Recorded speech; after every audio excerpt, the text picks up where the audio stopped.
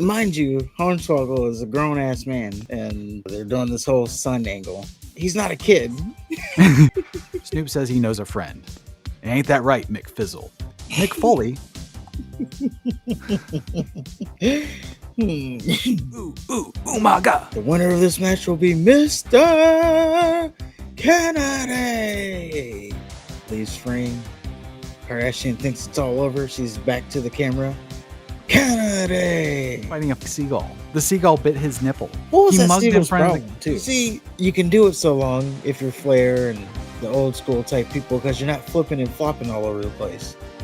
You're telling a story in the ring. You can do that forever unless you have a heart attack in the middle of a match. Giant needs a break. The Giant needs a break.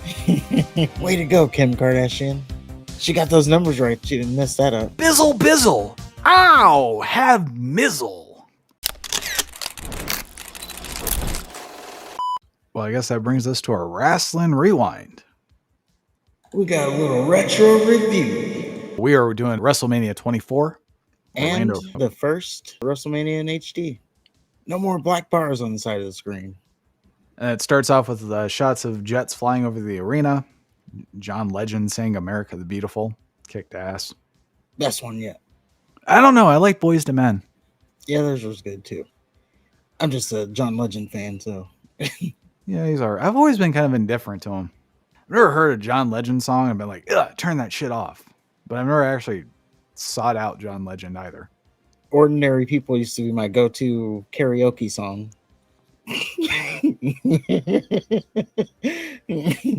You know, when you gotta go karaokeing, that was my go-to all song. the time. Hey, some people like to go karaoke. I've only done it a couple times, by the way. I'm not like a avid. One time we went to the karaoke and there's this group and they like, first of all, they sang like 10 songs. They thought this was like their show. They were like all dressed up in like white shoes and tuxedos and singing Boys to Men and like these guys think they're it's like they're in like They're gonna get they're at the noticed. Grammys. Yeah, they're playing musical instruments at karaoke, by the way. And I just imagine their wife, oh, let's go to a movie tonight. Babe, I can't. It's my show tonight. It's our big night. We're going to have at least 10 people there tonight. We were giving out cards. Yeah. Well, after that, we get a WrestleMania video package. Wrestlers narrate how big WrestleMania is to them and how hard they work to get there and how you can be immortalized in an instant. We're in Orlando, Florida. Fuck the commentators because they don't get any time. We start off immediately with John Bradshaw Layfield versus Fit Finlay in a Belfast brawl. We get a video package. Vince came out gloating about whipping Hornswoggle with a belt in the middle of a steel cage. Turns out Hornswoggle is supposed to be Vince McMahon's illegitimate son at this point. Vince says that it was tough love and his son had it coming. What he didn't have coming was what happened after. And we cut to JBL beating the ever-loving fuck out of the little Hornswoggle. JBL full-on kicked him in the head, tossed him face first into the cage, delivers an elbow drop, and then does a fall-away slam, tossing him into the cage as well. Finlay was handcuffed to the cage the entire time, pleading for JBL to stop beating the shit out of Hornswoggle. So then we cut to Vince demanding an apology from JBL for beating the piss out of Hornswoggle. JBL says, I'm sorry that I didn't do it sooner. Then JBL says Hornswoggle isn't Vince's son. He's Finlay's. Christ. Mind you, Hornswoggle is a grown-ass man. Yes. He's just a little person. And yeah, they're doing this whole son angle. He's not a kid. Well, fortunately, we get a match out of all this bullshit. Finlay came out with Hornswoggle, of course. Hornswoggle looked like he was going to bite JBL's nuts off. Apparently, JBL hunted Hornswoggle down in his hospital bed, which was so unnecessary. Finlay gets halfway in the entrance ramp and runs full speed to the ring where JBL's waiting to kick Finlay. They fight on the floor. JBL beats Finlay's ass until Finlay's able to reverse an Irish whip into the steel steps. Then he throws JBL into the ring. Then the match officially starts. Finlay starts beating on JBL, goes out of the ring to get a couple trash cans and kendo sticks. Finlay made a calculated error, throwing weapons into the ring and also allowing JBL to recover. So Finlay immediately gets his ass stomped when he gets back in the ring. JBL clobbers Finlay with a trash can lid and a baking sheet. Hornswoggle looked concerned and then was playing the part of Miss Elizabeth this evening because he just had the emotional look on his face the entire time. JBL goes outside the ring and grabs steel steps. Looks like JBL is about to pile drive Finley onto the steps, and Finley reverses it into a back body drop. Finley recovers, starts walloping JBL's cerebellum with a cookie sheet. JBL kicks Finley in the face, starts kicking his ass again. Finley gets backed into the corner, starts getting drilled with right hooks. JBL grabs the shillelagh to finish Finley off. Hornswoggle comes in from behind JBL and whacks him with a kendo stick. JBL goes for Hornswoggle. Finley cracks a distracted JBL in the head with a shillelagh. JBL tumbles out of the ring. Finley rolls JBL into the ring, stomps a trash can into his face, then goes outside the ring again and grabs a table. Finley props the table up in the corner, tries to Irish whip JBL through it. JBL reverses it and whips Finley into the opposite corner where the table's set up. Finley grabs steel steps, chases JBL out of the ring. Hornswoggle's there. JBL proceeds to bitch slap him. Finley loses it, bashes JBL in the head repeatedly into the announce desk. Finley tries a suicide dive to JBL. JBL grabs a trash can lid, cracks Finley in the head midair, which is great. JBL takes it back to the ring, picks up a trash can, tosses it at Hornswoggle for no reason. Like, he really hates that little fucker. And the best part was Hornswoggle wasn't even looking. And the best part is he actually hit him. Yeah, he sure did. Like, I think it was supposed to be like just throw it towards him, but no, he hit him. Yeah. JBL nailed Finley in the head with a trash can, goes for a clothesline from hell. Finley grabs the trash can at the last second, creams JBL before he can connect with the clothesline.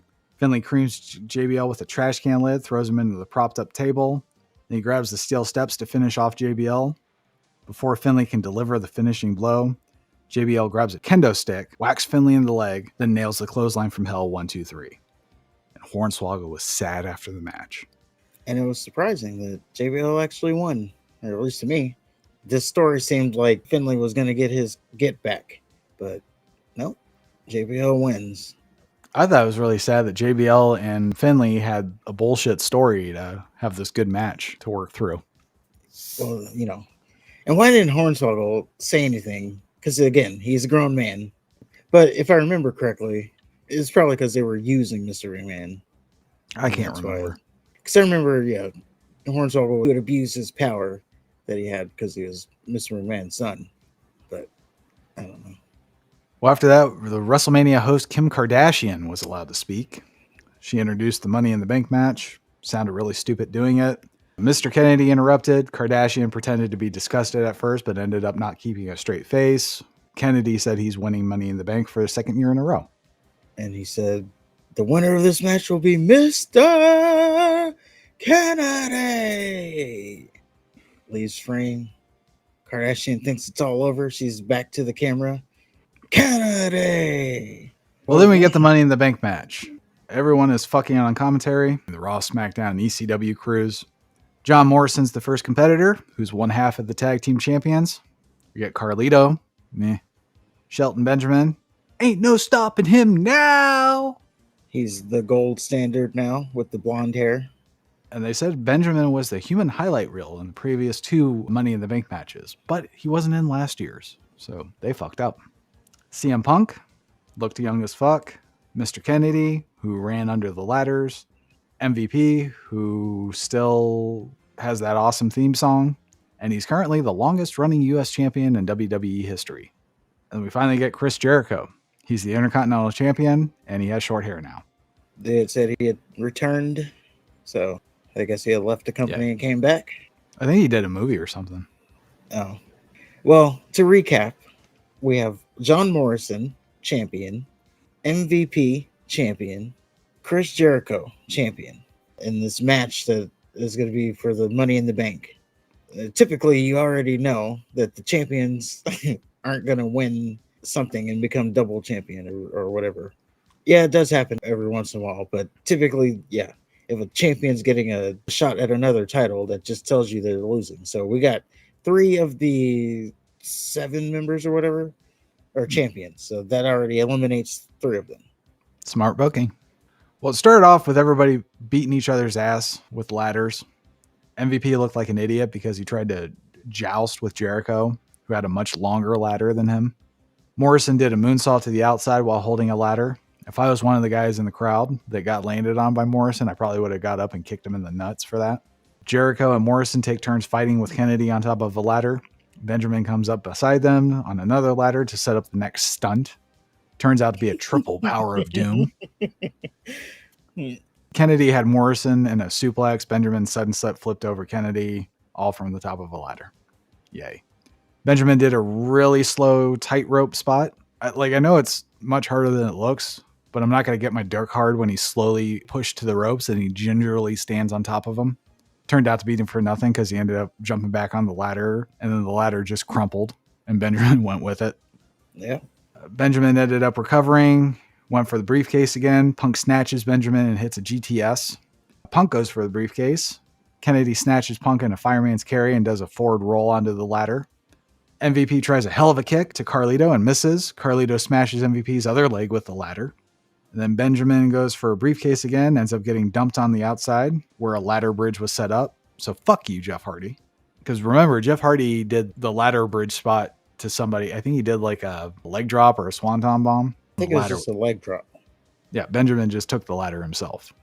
Yeah, goodbye, Benjamin. Yeah, Carlito's reaction made the whole spot because he just stood there staring at Benjamin's lifeless corpse with his mouth open.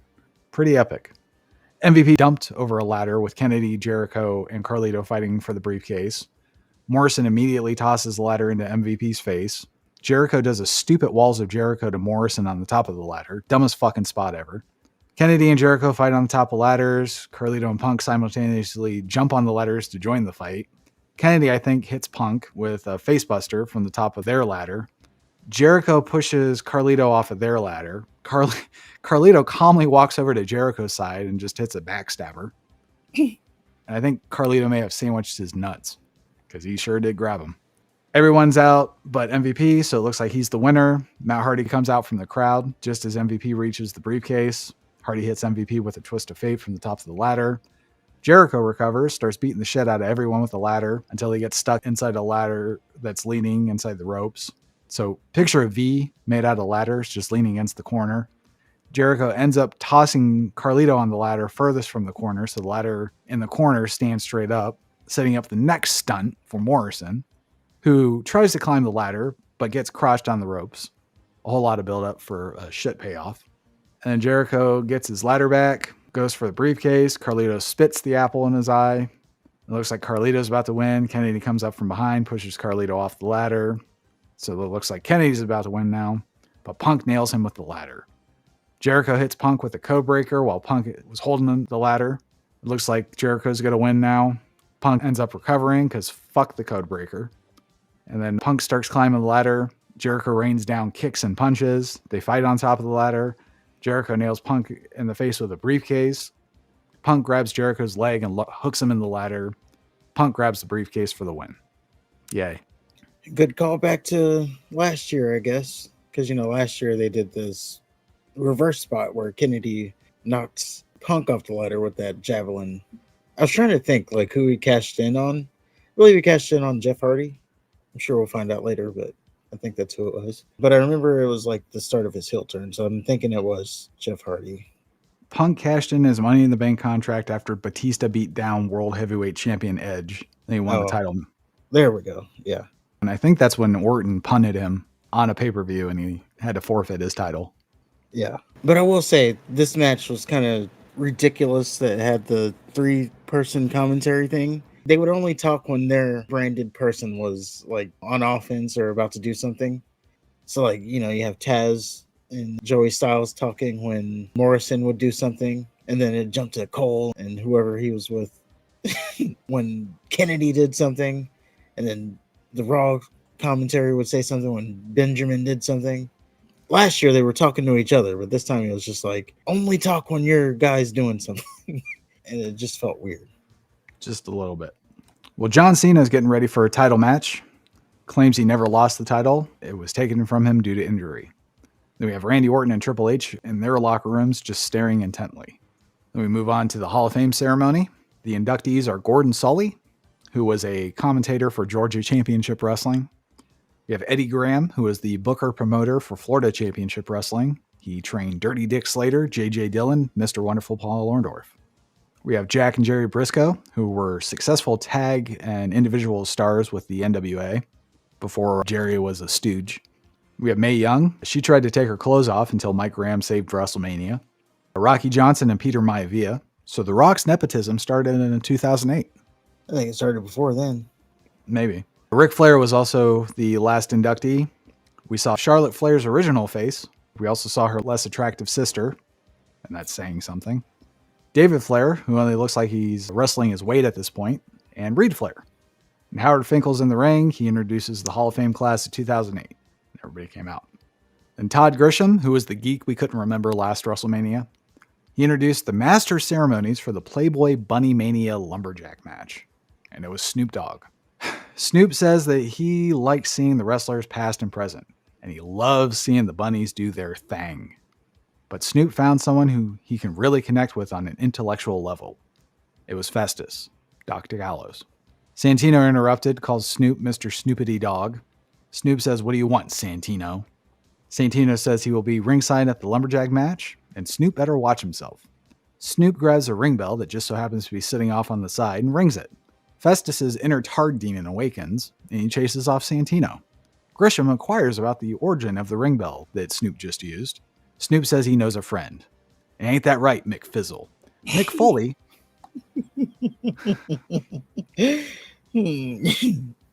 Mick Foley comes in. Bizzle, bizzle. Ow, have mizzle. And Snoop has the nerve to walk off shaking his head when he just awakened a Tard demon to run off a Canadian with a fake Italian accent. Yeah. Foley pulls out a pimped out Mr. Sacco and says, "Have a nice dizzle." Oh, that's Snoop Dogg. I guess it wasn't his fault. It was more Mick Foley's fault. It was all their fault. Everybody involved. Then they want the fans to vote on the WWE Championship Triple Threat match after all that rotten horse shit. Yeah. So we get Batista versus Umaga. It's a battle for brand supremacy. GMs William Regal and Teddy Long are there to represent their respective brands, and they were there just to announce their guy's name. And aside from the machine gun thing, Batista has the most awkward entrance. Like, he just jumps around and twirls, and his timing sucks. I like it all. It starts with fists of flying. Batista shoulder tackles Umaga out of the ring. Umaga gets in the ring, hits Batista with a spin kick after taking a kick to the sternum. Umaga does a picture-perfect big boot to Batista on the apron, sending him to the floor. Back in the ring, Umaga hits Batista's back with a standing splash. Umaga proceeds to work on Batista's back, taking the power game away from the animal. Batista tries to fight back, but gets punched in the Adam's apple. Umaga does a nerve hold, tries to do a diving headbutt. Batista rolls out of the way. Batista tries a scoop slam, but then they end up doing the Luger spot because Batista's back is fucked up. Umaga does another nerve hold. Batista tries to fight out of the nerve hold and gets Samoan dropped. Then Umaga tries to drag Batista in the corner. Batista gets to his feet, tries to throw Umaga into the opposite corner. Umaga reverses it, sends Batista in the initial corner. Batista charges Umaga. Umaga snatches Batista and goes for the Samoan spike. Batista just catches it. And then Batista gets pushed to the corner again. Umaga goes for a stinger splash. Batista dodges it. Umaga's head goes off the ring post. Batista hits a spine buster, then signals for a torture rack for some reason. Then Batista hits the ugliest Batista bomb, 1, 2, 3. I thought it was a nice little story that they told with Batista's back. Also, Umaga was super over. I like that little ooh, ooh, Umaga chant that they had. He actually turns face at some point. So I don't know why they would do that. But it was a good match. It seemed like it was just thrown on the card, though. A little bit. Brand supremacy. Well, then where's ECW? Fuck ECW. Yeah. Well, we cut to Jim Ross. Ross says the Giant Mayweather match was recently set as anything goes, and he doesn't like Mayweather's chances. Then they cut to Mayweather in a tiny room, laughing while 7 other men show off their jewelry. Then they do a fucking tail of the tape. Ross says, bottom line, it's lopsided. Then they cut to Joey Styles and Taz. They got into the Giant Mayweather discussion before talking about the Battle Royal that happened before the show. It was for an opportunity to challenge Chavo Guerrero Jr. for the ECW Championship. Kane ended up eliminating Mark Henry for the win. Which brings us to Chavo Guerrero Jr. from El Paso, Texas versus Kane for the ECW Championship. And GM Armando Estrada did the introductions. And I was really digging Chavo's little Mexican freedom fighter gimmick, which I thought was awesome. Yeah. I was a little taken aback that he was the ECW champion, though. Doesn't The matter. ECW champion. ECW, you know what it represents. And he was the champion. The last WrestleMania, we just saw the New Blood versus original ECW guys, and they just had a normal tag match. Yeah, that's true. I mean, was it though? Sabu Yes. did a hardcore spot. They found a way to sneak in some hardcore. It was definitely watered down from what it used to be, though. It was WWE'd. Well, Kane's music hits. We get the pyro, and Chavo's just waiting in the ring. And then Kane, the demon, the big red monster, sneaks up behind Chavo for some reason. But at least he waited for Chavo to turn around and the bell to ring before hitting a chokeslam. 1, 2, 3. Shortest match ever. Kane celebrates with the title, and we're on to the next match. Another match was like, why is it on the card? Like, we got a 4-hour show and you're sneaking this on there. Maybe there was a story. Who knows? Carlito and Maria Kanellis are having drinks. It's a tropical resort. Carlito's trying to get Maria to fuck him instead of Santino Marella. A seagull attacks Carlito while mariachi music starts to play really loudly. The seagull bites Carlito's nose. Carlito smashes the seagull repeatedly onto a table. The seagull bites Carlito's ear, bottom lip, and nipple. Cut to Maria horrified. The loud mariachi music stopped. Cut back to Carlito. The loud mariachi music resumes, and Carlito is ground and pounding the seagull. Feathers are flying everywhere. Then they flash a cheap-looking WrestleMania 24 postcard with an ugly lifeguard on it. Cut back to Maria and Carlito. Carlito still wants to fuck Maria. He has seagull feathers in his hair. A bird shits on Carlito. WrestleMania! Yep, the biggest show in the industry. This segment broke me. I Why turned... so? We had Carlito fighting a fucking seagull. The seagull bit his nipple. What was He that mugged in seagull's front of problem, too? Vince McMahon. So unnecessary. He's just trying to get it in. That seagull was a cock blocker, is what that was. I had to shut this down for a couple of days before I went back to it. It was just one of those Stupid, pointless, embarrassing. time wasters is what I was going for there. But yes, all those words probably too.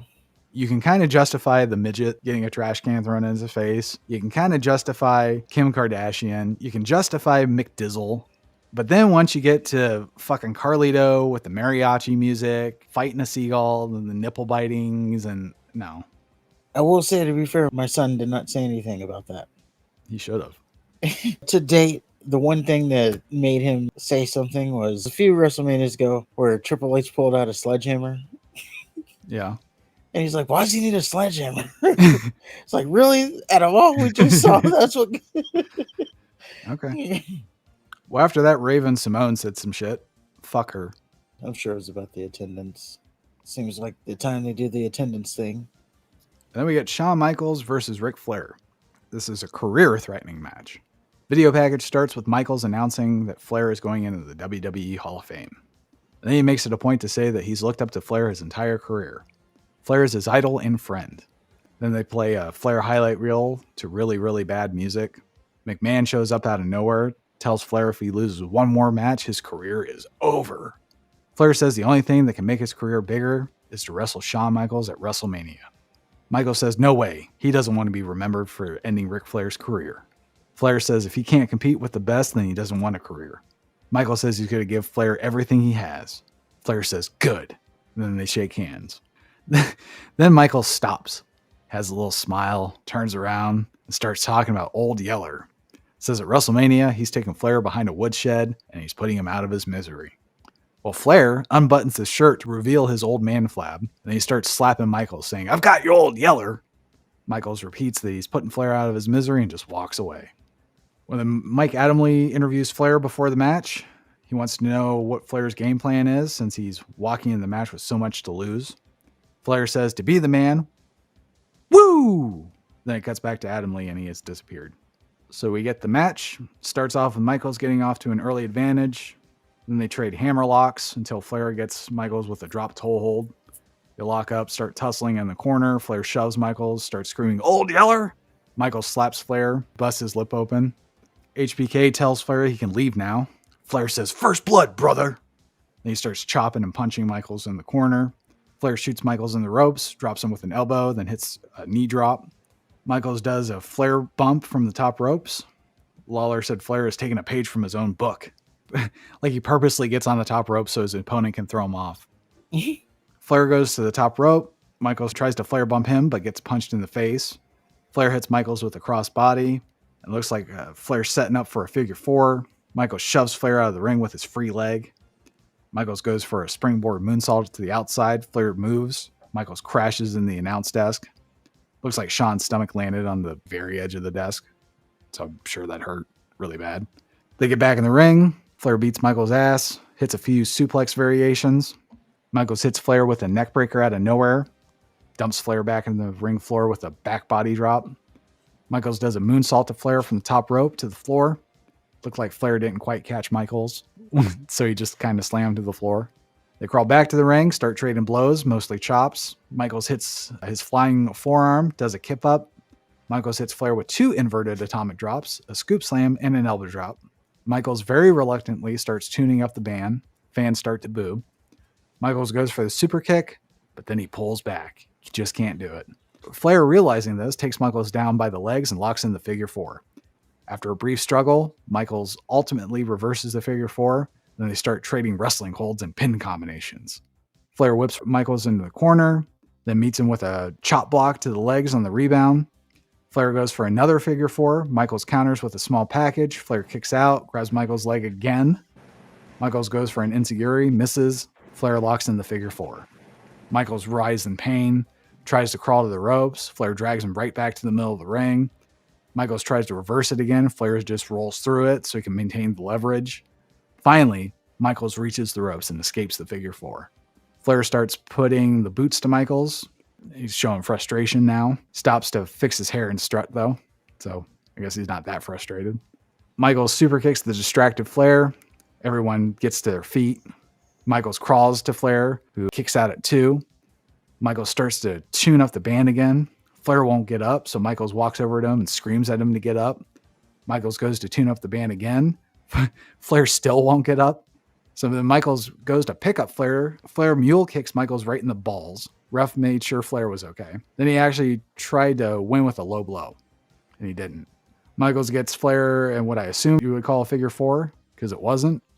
Like, he didn't even have it properly locked in. But Yeah, I forgot what they called it. A reverse figure four or something? No, it wasn't a reverse. They had a name for it. it was awful. The leg that would actually hurt you, he didn't even have it locked in. Basically, Flair stood there with his leg crossed. Yeah. Yeah, so Flair escaped with the thumb to the eye. Flair tries to win with the schoolboy. He may have had the tights, according to JR. They trade chops some more until Michaels hits a sweet chin music out of nowhere. It's like the big right hand, but it's the big right boot. Michaels goes to hesitantly tune up the band once more. Flair cooperates this time and starts to get up. Flair gets to his feet all fucked up. He tells Michaels it's not over. Michaels looks at Flair in the corner. Flair's beat. He just doesn't know it yet. And Michaels just looks at Flair, says, "I'm sorry. I love you." Then he kicks Flair's teeth down his fucking throat. 1, 2, 3. The moment Michaels had with the visibly sobbing Flair is like etched in my wrestling memory forever. Because like he immediately drops and they're kind of embracing and you can see Flair just openly weeping. Because he knew that was it for now. And I think he was close to 60 at this time. So it should really have been it. Yeah. On a lighter note, we did see glimpses of Shawn Michaels' infant bald spot. Yeah. And Michaels doesn't celebrate. He just goes to the back. Flair's left in the ring sobbing. Fans give him a standing ovation. They cut to Charlotte's original face. She's crying. So is Reed. The fat, ugly sister wasn't as emotional. And David was probably at concession. Flair leaves the ring. He has a moment with his family. David made it back from concession just in time. And the fat, ugly sister managed to squeeze out a couple tears. Flair walks to the back with the roar of the crowd, tears running down his cheeks. He spares the crowd one last glance before leaving the entrance ramp for the last time as a wrestler. It was a perfect fucking ending to a career that Flair just had to dig up and fuck. Yep, you couldn't just let that be it. And yeah, one of the greatest moments of WrestleMania. Shawn Michaels really brought Flair to a good match. Because Shawn Michaels was doing all the work on the match. Yeah, Flair had some moments, but I don't know. I just felt like Shawn Michaels really carried the match, as he should have. He's half Flair's age at this point. And you see, you can do it so long if you're Flair and the old school type people because you're not flipping and flopping all over the place. You're telling a story in the ring. You can do that forever. You can be 80 years old doing that, unless you have a heart attack in the middle of a match, as he would when he came back.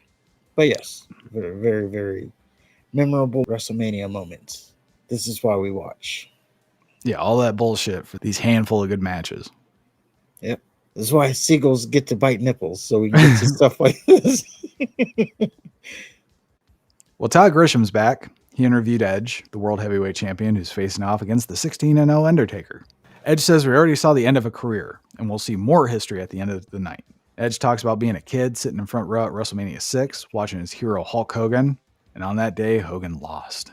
Edge says seeing Hogan lose stole all of his innocence. But that's okay, because when he beats Undertaker tonight, he'll be crushing the spirit of some child in the audience wanting the Undertaker to win. And he'll pluck that child's innocence, which was a weird thing to say. Edge says he's walking out tonight with the true Phenom and still world heavyweight champion. And we're halfway through WrestleMania at this point, and they made sure to make a big deal about that. Only half. Beth Phoenix and Melina versus Maria Kanellis and Ashley Massaro. Playboy Bunny Mania Lumberjill match. Snoop came out in a Mercedes golf cart that had a tiger-striped interior. The Lumberjills danced like idiots behind Snoop as he slowly drove to the ring in the golf cart. Snoop said some shit. Maria Kanellis and Ashley Massaro came out. Ashley dropped the punk look and is now just a full-blown whore. Maria was on the cover of Playboy this year, so she joined Ashley Massaro. Playboy whores. Was Ashley on Playboy? Yeah, she was on Playboy last year. Oh. Melina and Phoenix came out. They were escorted by Santino. Melina did her split thing. Batista has been training her hard at this point. Then they start fighting. It was at least a proper lumberjack match, and the fact that the lumberjacks beat the shit out of any competitor and fortunate enough to find herself outside the ring. So that was good. Maria did a Bronco Buster. They cut to Snoop grinning like he just had a lobotomy. Lights go out, which was a sign from God. Phoenix ended up spearing Melina to the outside. Ashley jumped on Melina from the apron for no reason. Maria gets a face buster on Phoenix. Santino breaks up the pin. Lawler, no Snoop Dogg, gets up and decks Santino. Phoenix hit Maria with a fisherman suplex 1-2-3. They cut to Snoop, who's still lobotomized. Santino celebrates in the ring for some reason. Snoop decks him too. Then starts kissing Maria, which was gross as fuck. Yeah, I don't know what to say about this match. Snoop's little lizard lips. Just, yeah, fuck this shit. And we still have giant Mayweather to suffer through. Yep, that is still to come. And remember, we just had Flair's retirement moment, so we're still holding on to that. John Cena versus Triple H versus Randy Orton, WWE Championship. In the video package, Triple H is coming back from a torn quad, and John Cena is coming back from a torn pec. And we weren't even sure Cena's going to even make it to WrestleMania. Triple H won an Elimination Chamber match. Cena won the Royal Rumble. Meanwhile, Orton has been a ruthless champion. Cuts to RKO highlights. William Regal decided to have all three face each other at WrestleMania for some reason. Cut to more highlights. Orton, Cena, and Triple H all say how they're going to win the match. Then a marching band plays My Country 'Tis of Thee. Then they play Cena's theme. Now we know why Cena was wearing a football jersey. God, I hate Cena. Cena ended up winning the fan vote from earlier. The only thing noteworthy was Orton got like 8%. So no love for Orton. Yep, no one thought he was going to walk out as champion. Triple H's entrance was surprisingly tame. Orton didn't get much of an entrance either. Cena got booed during his stupid shadow boxing ring announcement thing, as he should. There's also a group of fans that had We Hate Cena shirts in the front row, which is hilarious. Mm-hmm. It starts off with Cena and Triple H talking shit. Orton blindsides Triple H with a title belt. Cena starts whooping Orton's ass, hits a face buster and a fisherman suplex. Triple H recovers, tosses Cena out of the ring, starts kicking Orton's ass. Triple H tosses Orton out of the ring too, so they can fight on the announce desk. Then they get back in the ring. Triple H locks in a sleeper hold to Orton. Cena comes out of nowhere, tries an FU to both guys at once. Triple H climbs off and kicks Cena in the balls. Triple H talks shit to the fallen Cena. Orton uses the opportunity to strike with a backbreaker. Orton starts stomping on Cena and Triple H's appendages, then hits each with a knee drop. Orton goes to the top rope. Cena cuts him off. Triple H comes from behind and lifts Cena on his shoulders. Orton hits Cena from the top rope with a crossbody, but Cena rolls through and goes for an FU on Orton. Triple H tries to stop it, but Cena kicks him.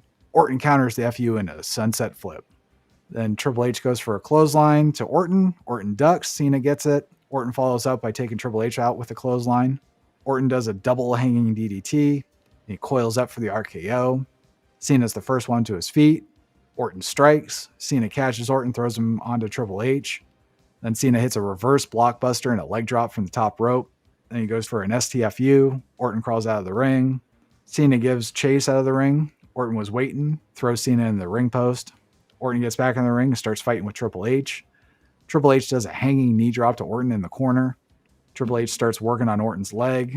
Cena tries to get back involved. Triple H takes him out with a clothesline. Orton hits an RKO to Triple H out of nowhere, but Triple H rolled out of the ring. Cena gets Orton in an STFU, and after a long-ass time, Orton reaches the ropes, but it looks like he's about to pass out. With Orton's last ounce of strength, he reaches for the bottom rope, but he comes up too short, and he has no more fight left in him. But Triple H comes out of nowhere to drag Orton to the bottom rope, saving the match and his title shot, which was awesome. Triple H drags Cena out of the ring, tosses him into the steel steps again. He gets back in the ring, locks in an Indian deathlock to Orton. Cena came out of nowhere to break up the hold. Cena tosses Triple H out of the ring, locks in another STFU on Orton. Looks like Orton's about to pass out again. Triple H comes in to stomp Cena in the face, attempting to break the hold. Triple H starts prying Cena off of Orton, then locks in a crossface on Cena. Crowd certainly woke up for that. Of course, Triple H is going to do the crossface. Cena ends up crawling to the ropes. Triple H and Cena start trading punches. Cena gets the better of the exchange. Cena hits a double shoulder tackle, hits a modified powerbomb, hits the 5-knuckle shuffle, but Triple H escapes the FU, counters with a pedigree. Cena reverses the pedigree, goes for the STFU. Triple H shoves Cena into the corner with his free leg. Then he hits Cena with a knee, a clothesline, and a spine buster. Triple H starts sizing Cena up for the pedigree. Notices Orton recovering, takes him out with a chop block. Cena uses the distraction to go for an FU on Triple H. Triple H escapes, hits a pedigree, goes for the pin. Orton punches Triple H right in the face. Orton covers Cena 1, 2, 3. The We Hate Cena fans were overjoyed. And the pedigree is still protected as fuck. And this was Cena's first WrestleMania loss, which he is now 4-1. It was? Yes. That's surprising. The poster child has lost. Yep. And Orton walks out as champion, which is also surprising. I remember he said before something like, he's undoubtedly will be the greatest once he walks out as champion. Well, he did it. So. The Giant versus Floyd Mayweather Jr. in a no disqualification match. Giant is completely bald now. Money starts raining from the sky when Mayweather's music hits. Because get it? Because he's Floyd Money Mayweather. Mayweather comes out with 100 guys wearing parachute boxing trunks. Starts off with Mayweather running away. Mayweather gets ineffective gut shots on the Giant. Mayweather starts out boxing the Giant and talking shit. Giant needs a break. The fucking Giant needs a break. So the Big Show tries to cheap shot Mayweather, but ends up kicking the ass of one of Mayweather's friends. Big Show catches one of Mayweather's punches, then tries to stomp on his fist. Big Show snatches Mayweather by the throat, sits him on the corner so Mayweather can freely punch him in the face. Mayweather locks in a sleeper hold. The crowd justifiably starts booing this horse shit. Big Show actually fades, but recovers, tosses Mayweather gingerly over his shoulder and stomps his fist. Big Show shishes Mayweather in the corner. Mayweather's friends yell at the ref saying this can't happen in a no disqualification match. Big Show stands on Mayweather, hits a sidewalk slam and a leg drop on Mayweather's arm. Big Show walks over Mayweather. Big Show elbow drops Mayweather, then goes for a second one, and Mayweather's bitch friends pull him out of the ring. Big Show tries to give chase, brings Mayweather back to the ring. Big Show knocks out one of Mayweather's friends, then goes for a choke slam. One of Mayweather's other friends hits Big Show with a chair.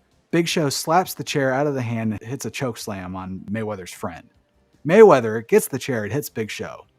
Big Show ends up snatching Mayweather for a choke slam. Mayweather kicks Big Show in the balls. Mayweather clobbers Big Show with the chair again, then pulls off gold brass knuckles from a fucking necklace one of his stupid friends wore. Mayweather slugs Big Show with it.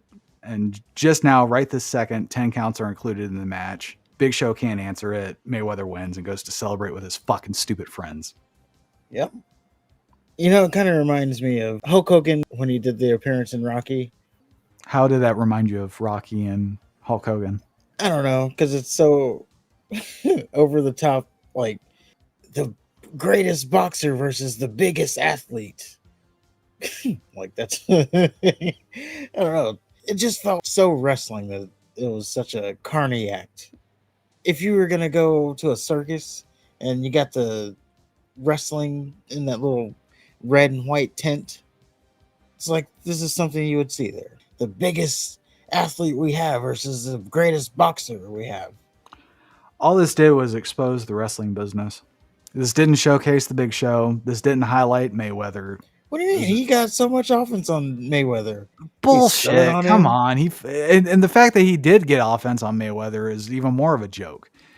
Big Show gets his hands on Mayweather. It's done. He fucking walked on Mayweather. All 500 fucking pounds of him walked on his tiny little ass. He can still swing a chair after that. Fuck you. Everybody involved should get fucking dysentery. Well, I do hope that that's the last time I ever have to watch that match again. But I don't know. Something about it was like, this is wrestling right here. But I never want to watch it again. We get another WrestleMania 24 advertisement. Art imitated life because Batista ruined a marriage proposal on a beach. I just envision John Morrison and Melina. Because the guy was proposing to the lady and Batista came in, called the dude a fruit, and the girl's like, "Oh, I like you now, Batista." That's how it works. Kim Kardashian did the attendance, 74,635. Way to go, Kim Kardashian. Keep up the good work. She got those numbers right, though. She didn't mess that up. Good. She can read. She can. She's a powerful businesswoman right there. She doesn't know that yet, but she will be. And then she'll date. Anyway. Undertaker versus Edge for the World Heavyweight Championship. In the video package, we're celebrating the Undertaker being undefeated at WrestleMania. 15 men have stepped up to the Undertaker. 15 men have fallen. And then there's a 15-1 graphic flashing, and Edge's theme music starts to cut in. And Edge cashed his Money in the Bank contract to win his first World Heavyweight title. So he doesn't see Taker as a threat, but an opportunity to further cement his legacy. Edge screwed The Undertaker out of winning his belt again, then somehow won it back himself. For 15 years, everyone has been asking who will defeat The Undertaker. Well, I am that man. Cuts to Undertaker beating up Edge, Seth Meyers, and Zack Ryder. Undertaker says he doesn't say he takes souls, he just does it. Then it cuts to highlights of Undertaker kicking ass, one of which was Vicky Guerrero getting tombstoned. Kind of cool. Then we get highlights of Undertaker and Edge beating each other's ass. Edge says 15-0 dies at WrestleMania. Undertaker is concertoed. Undertaker got Druids and fire for his entrance again. Teddy Long brings out Vicky Guerrero in a wheelchair for Edge's entrance. They made out. Shades of Eddie Guerrero right there. Starts off with Undertaker slashing his throat. Then Edge pummels Taker. Taker cuts Edge off with a clothesline, dumps him out of the ring.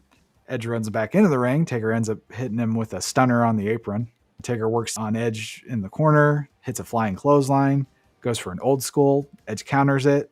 Undertaker counters the counter. Then they basically just flipped each other. Undertaker chokes Edge in the corner. Ref breaks up the hold. Taker trots to the opposite corner. Taker rushes at Edge. He leaps.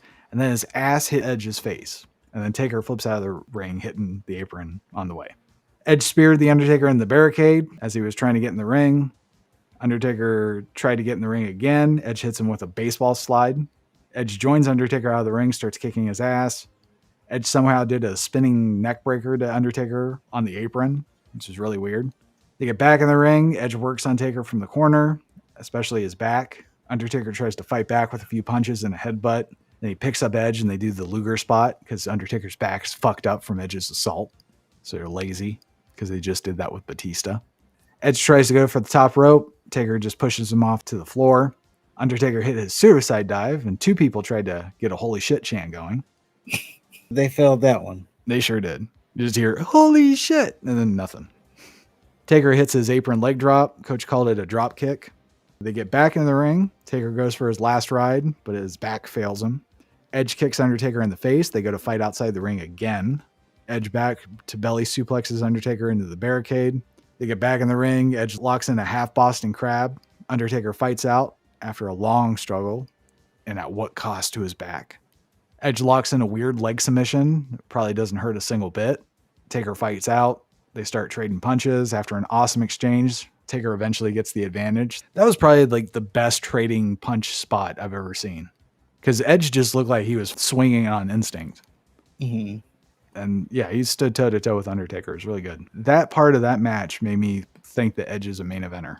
I like all the counters he had. That too. He wasn't just there to be a wrestling dummy for Taker. He was there to play. Yeah. Undertaker does a few avalanches of snake eyes, goes for a big boot. Edge catches him with a leg drop. Edge goes for a top rope move. Taker catches Edge for a choke slam. Edge blocks it by grabbing a hold of the ref.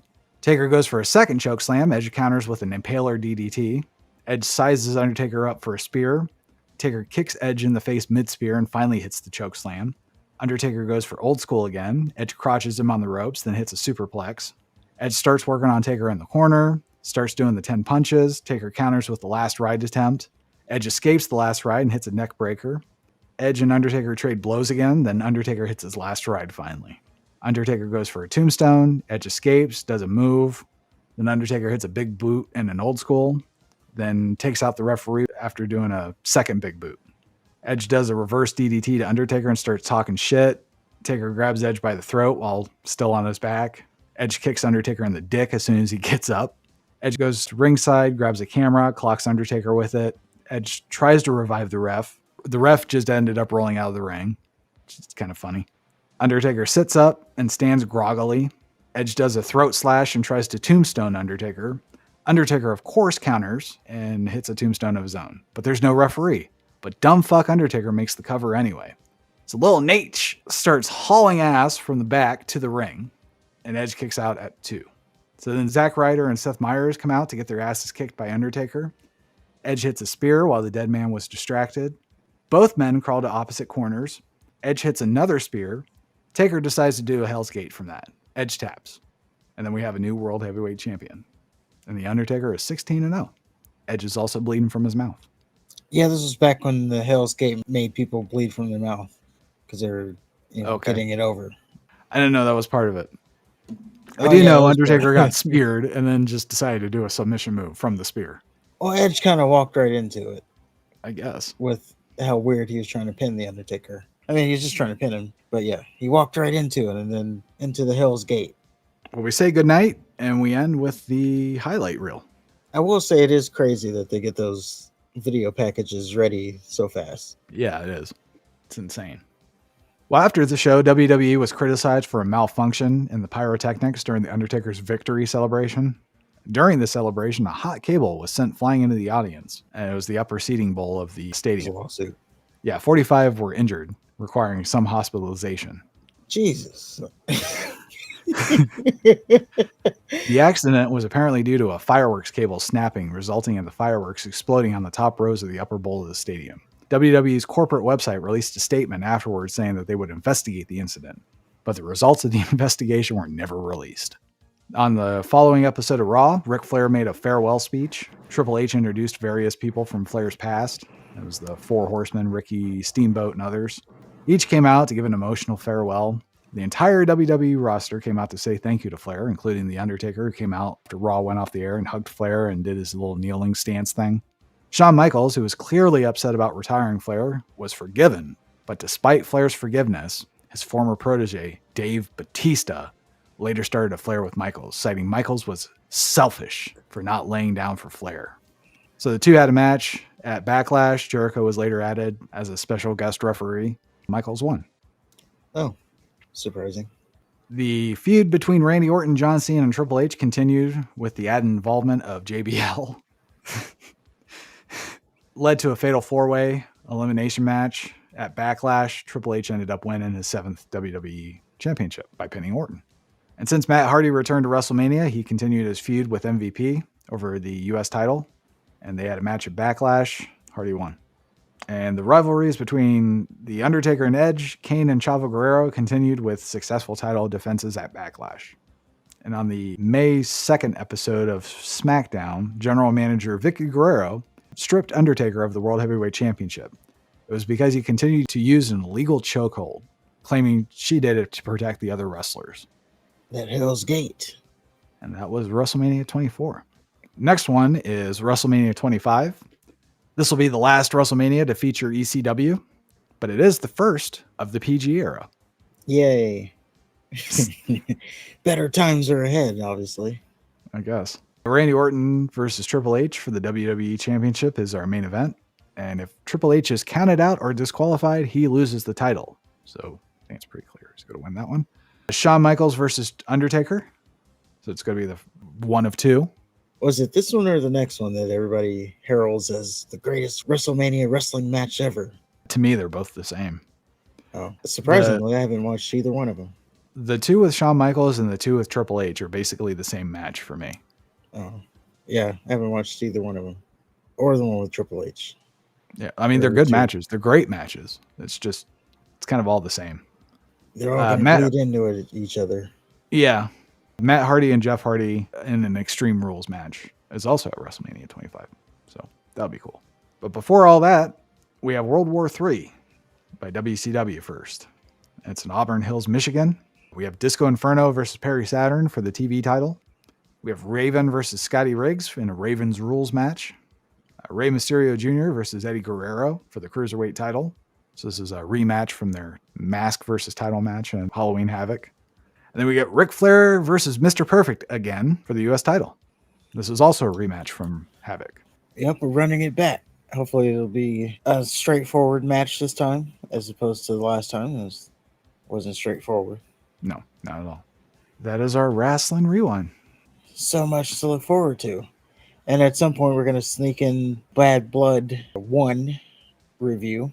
So all the shit I said about WrestleMania 25, just forget about for now. I mean, it's still there. We're going to take a detour. And if you disagree with anything, let us know in the comments below. If you agree with anything, let us know in the comments below. Hit the like button, the subscribe button. And until next time, top guys,